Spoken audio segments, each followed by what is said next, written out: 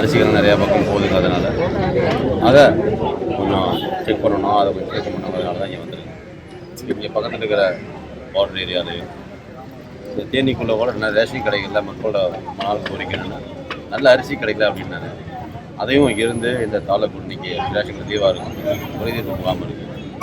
Saturday காலை 10 மணிலேருந்து 1 மணி வரைக்கும் எல்லா மாவட்டங்களிலும் இருக்கிற முஸ்லீம் கமிஷன் ஆஃபீஸ்லாம் என்னெல்லாம் குறைகள் இருக்கும், ரேஷன் கார்டு புது கார்டுகளில் பழைய கார்டுகளில் நேம் மாற்றணும், ஃபோன் நம்பர் மாற்றணும், இதெல்லாம் இன்றைக்கி குறைதீர்ப்பு இன்னும் மாதத்தில் 2வது சாட்டர்டே குறைதீர்ப்பு முகாம் உண்டு. இன்றைக்கி முகாம் இருக்குது, காலை 10 1 மணி வரைக்கும் இருக்குது.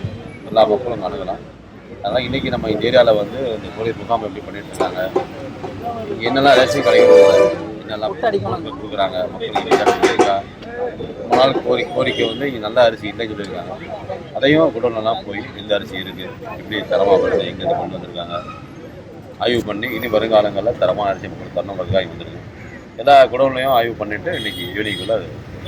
இப்போ முகாம்கள் தவிர்த்து மற்ற நாட்களில் வந்து பொதுமக்கள் எளிதில் ஏதாவது புகார் தெரிவிக்க அந்த மாதிரி தான் பிரத்யேக எண்கள் ஏதாவது இருக்குமா? இப்போ நான் அடுத்த வாரத்தில் தனிப்பட்ட நம்பர் கொடுக்குறோம்.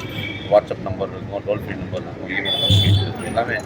ரேஷன் கடைகளுக்கு குறையிறதும் சரி, இந்த பொருட்கள் கடத்தல் ரேஷன் பொருட்கள் கடத்தல் சம்பந்தம் அது ரெண்டுக்குமே தனித்தனியாக நம்பரை ஒரு வாரத்துக்கு அப்புறம் புது கார்டெல்லாம் இஷ்யூ பண்ணுறோம். அப்போ கிடைக்கும். ஸோ இந்த ரேஷன் கடைகளில் வந்து விவசாயிகளோட தேங்காய் பொருட்கள் நிறையா கொள்முதல் பண்ணி விற்பனை செய்யணும் ஒரு கோரிக்கை இருந்துகிட்டே இருக்குது. அதை பற்றி ஏதாவது பரிசீலனை இருக்கா? இல்லை, நீங்கள் சொன்ன தேங்காய்கள், அப்புறம் அதுக்கப்புறம் வந்து தேங்காய் எண்ணெய் தான் இருக்குது.